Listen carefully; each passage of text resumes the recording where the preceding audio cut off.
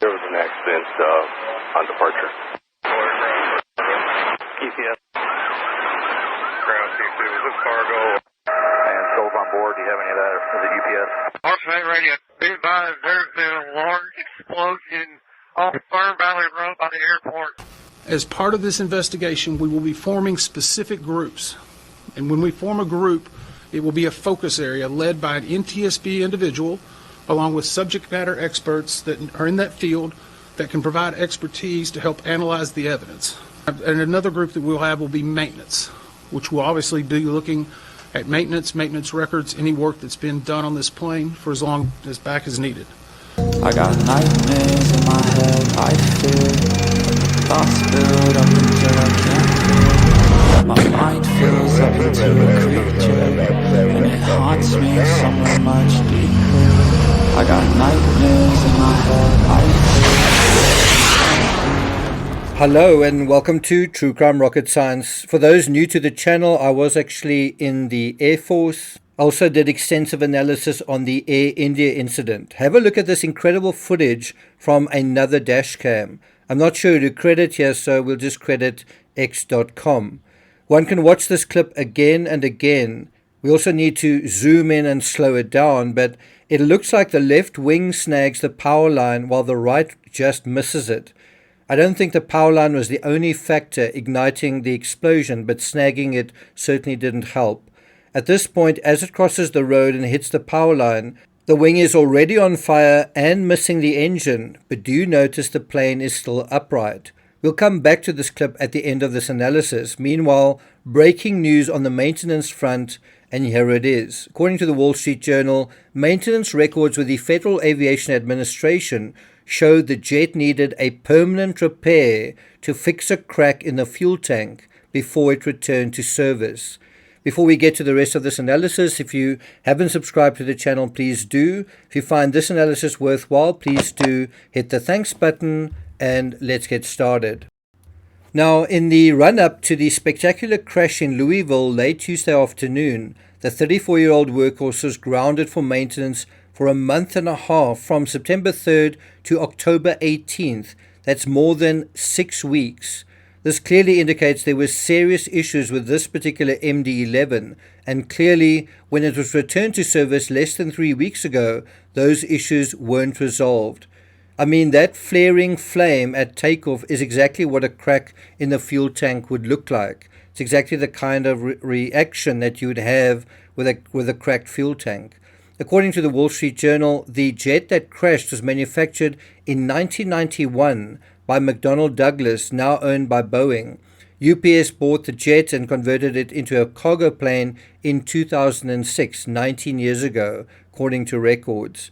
Did you know the MD-11 has the second worst safety record of any commercial aircraft still in service? The only aircraft with a worse record is this one, the Fokker F-28 Fellowship. The 34-year-old MD-11 is also an outlier in the cargo business, an industry where old workhorses tend to be retired later rather than sooner. But even the 34-year-old MD-11 is older than most planes. I think most planes aren't much older than, say, 31 years or 30 years.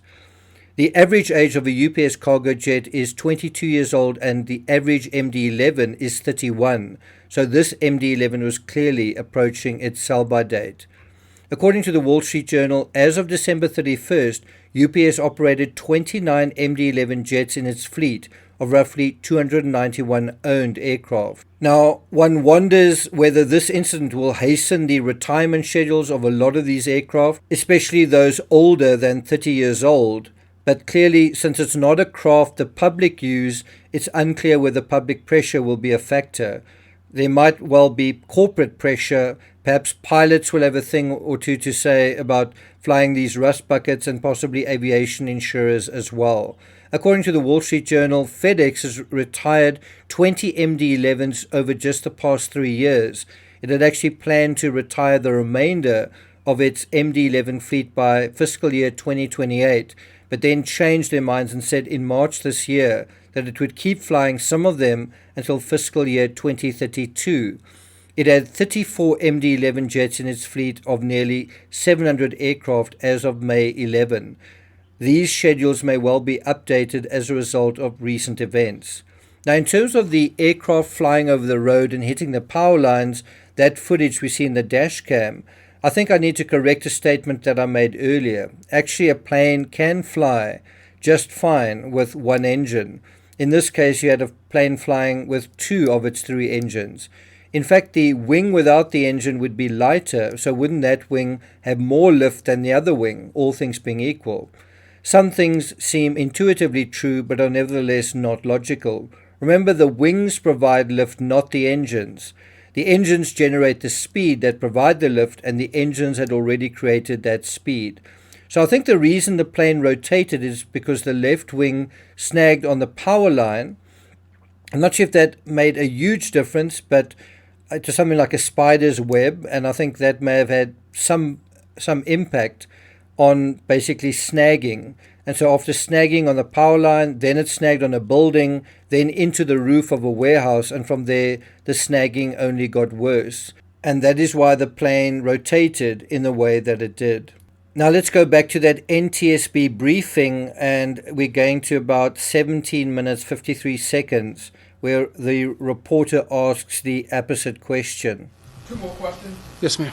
Are you aware of any airworthiness directives that were out regarding MD-11 or the engine manufacturers? The question is in regard to airworthiness directives regarding the engine or the actual aircraft.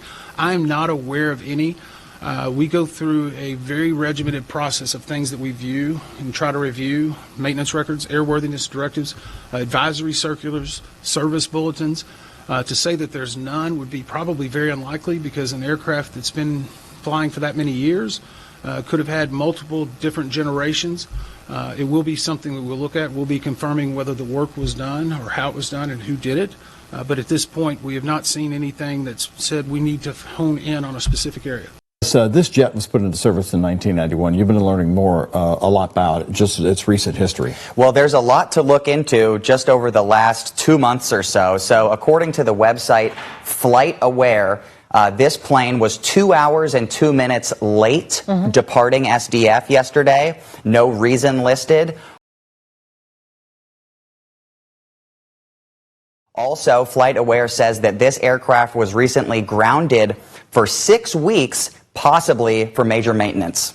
Not possibly, actually. And I'll put a link to the article from the Washington Post in the description. Thank you for listening, and I'll see you guys next time.